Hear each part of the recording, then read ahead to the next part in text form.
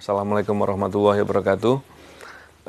Kawan-kawan, saya ingin memberikan statement beberapa hal terkait dengan tuntutan dari jaksa penuntut umum berhubungan dengan serangan kepada saya yang disidangkan di Pengadilan Negeri Jakarta Utara. Yang pertama tentu saya setelah melihat berita di media bahwa penuntut umum menuntut kepada kedua terdakwa dengan tuntutan 1 tahun penjara dan disampaikan juga pasal yang disangkakan dalam tuntutan itu adalah pasal 353 ayat 2. Di sana saya yang pertama memang apa yang saya katakan sebelumnya bahwa ini banyak kejanggalan semakin memperlihatkan. Tentunya secara pribadi saya sejak awal serangan saya sudah pernah mengatakan bahwa saya tidak ingin serangan kepada saya ini mengganggu saya dalam berjuang memberantas korupsi ke depan. Oleh karena itu saya memilih jalan untuk bersabar dan tidak menuntut kepada siapapun. Walaupun demikian tentunya demi kepentingan penegakan hukum, kepentingan keadilan, kepentingan kemanusiaan, tentu menuntut agar siapapun penyerang itu harus diungkap adalah suatu hal yang wajib saya lakukan. Tapi bukan sekedar masalah dendam untuk membalas. Tapi belakangan ketika saya melihat proses penyidikan berjalan, proses di penuntutan yang diawali dengan dakwaan dibacakan di persidangan, hingga terakhir kemarin tuntutan disampaikan oleh jaksa penuntut, semakin meyakinkan kepada diri saya bahwa ada yang tidak beres di sana. Setiap proses dilakukan, saya bersama dengan tim kuasa hukum, koalisi sipil, menyampaikan kejanggalan-kejanggalan ke publik, agar ini bisa dipantau dan dilihat. Kenapa ini terus saya lakukan itu? Karena pada dasarnya saya meyakini dengan sejelas-jelasnya serangan ini bukan hanya serangan kepada diri saya, tapi serangan ini dilakukan karena saya melakukan tugas memberantas korupsi. Ini adalah upaya serangan kepada upaya pemberantasan korupsi yang luas, baik itu terhadap KPK maupun siapapun. Bahkan saya melihat upaya ini upaya untuk menakut-nakuti atau mengancam kepada orang yang berani dengan lugas, dengan tuntas untuk berjuang memberantas korupsi. Tentu ini tidak boleh dibiarkan. Saya melihat ini sebagai hal yang serius. Terkait dengan tadi yang saya katakan tuntutan yang disampaikan oleh jaksa penuntut 1 tahun penjara, ini tergambar sekali bahwa proses persidangan berjalan dengan aneh, berjalan dengan banyak kejanggalan dan lucu saya katakan. Kenapa? Kita bisa melihat serangan kepada saya ini serangan atau kalau mau dikonstruksikan sebagai suatu perbuatan penganiayaan yang paling tinggi levelnya. Penganiayaan yang direncanakan, penganiayaan yang dilakukan dengan berat menggunakan air keras, penganiayaan yang akibatnya luka berat, dan penganiayaan yang dilakukan dengan pemberatan. Ini level yang tertinggi. Bayangkan, perbuatan selevel itu, yang paling maksimal itu dituntut 1 tahun. Dan terkesan penuntut justru malah bertindak seperti penasihat hukum atau pembela dari terdakwa. Ini suatu hal yang tentu harus diprotes, harus dikritisi. Saya menyampaikan hal ini tentunya tidak serta-merta bahwa emosional terkait dengan hal ini, tidak. Saya melihat ini hal yang harus disikapi dengan marah. Kenapa? Karena ketika keadilan diinjak-injak, norma-norma keadilan diabaikan, ini tergambar bahwa betapa hukum di negara kita nampak sekali compang-camping. Ini tentunya berbahaya sekali. Karena kita tahu bahwa penegakan hukum, membangun proses penegakan hukum di suatu negara, tanggung jawabnya ada di Bapak Presiden. Tentunya ketika potret penegakan hukum yang digambarkan dengan compang-camping ini, dengan asal-asalan begini, dengan sangat buruk begini, ini tentunya membuat nama Bapak Presiden akan tampak sekali tidak baik. Oleh karena itu saya berharap tentunya hal ini tidak boleh dibiarkan.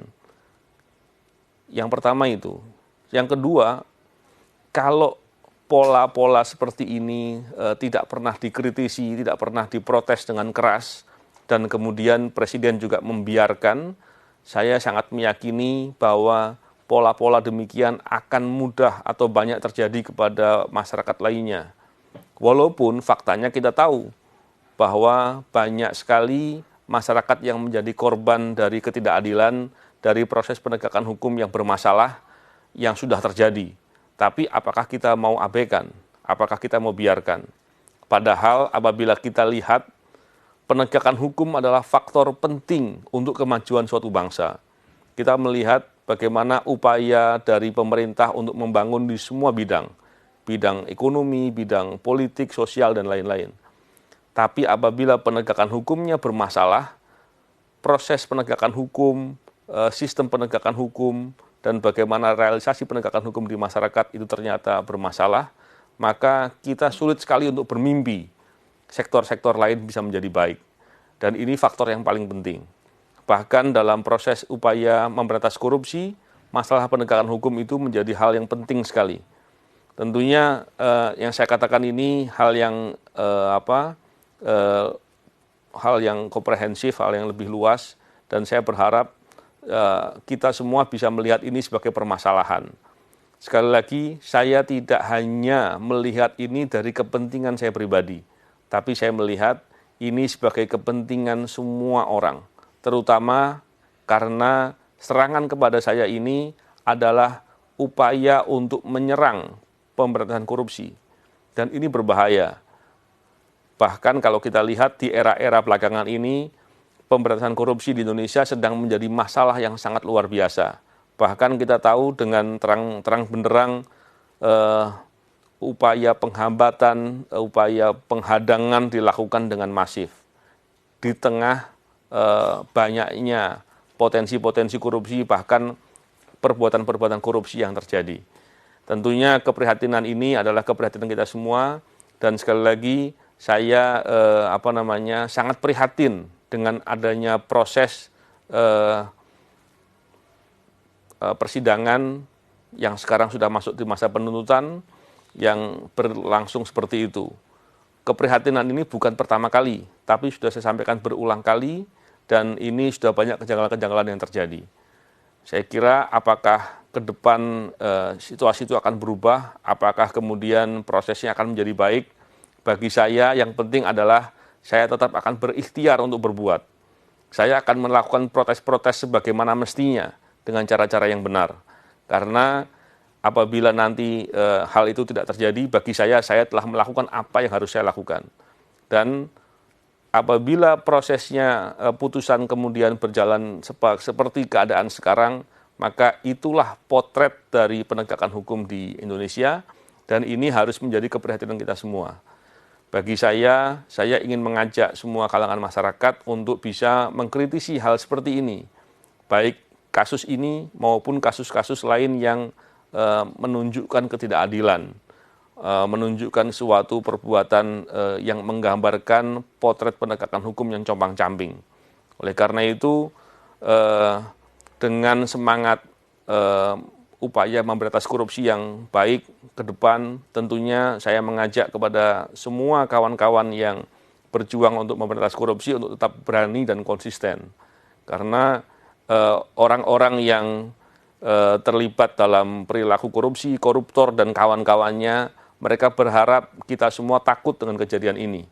Kita semua menjadi melemah dan kemudian mereka bisa dengan semaunya sendiri merampok dan menjarah uang rakyat, harta dari bangsa dan negara. Saya kira itu hal yang menjadi concern bagi saya, dan sekali lagi kejanggalan demi kejanggalan yang saya catat, saya umumkan ke media, kepada publik setiap waktu dan setiap tahap, itu semakin tergambar, dan ini semua saya minta untuk menjadi perhatian dan kita menjadi catatan bagi kita semua. Semoga ini bisa menjadi upaya perbaikan Saya tidak tahu perbaikannya akan seperti apa, tapi tentunya dalam kesempatan ini saya juga mendesak kepada Bapak Presiden, apakah masih tetap akan membiarkan, apakah terus kemudian akan turun untuk membenahi masalah-masalah seperti ini. Bukankah sejak awal Bapak Presiden memberikan perhatian soal ini, tapi kemudian mempercayakan kepada aparatur yang sedang bekerja, bukankah sudah sangat cukup alasan untuk menunjukkan bahwa aparatur bekerja dengan bermasalah di sana-sini. Saya kira itu ingin saya sampaikan. Terima kasih. Assalamualaikum warahmatullahi wabarakatuh.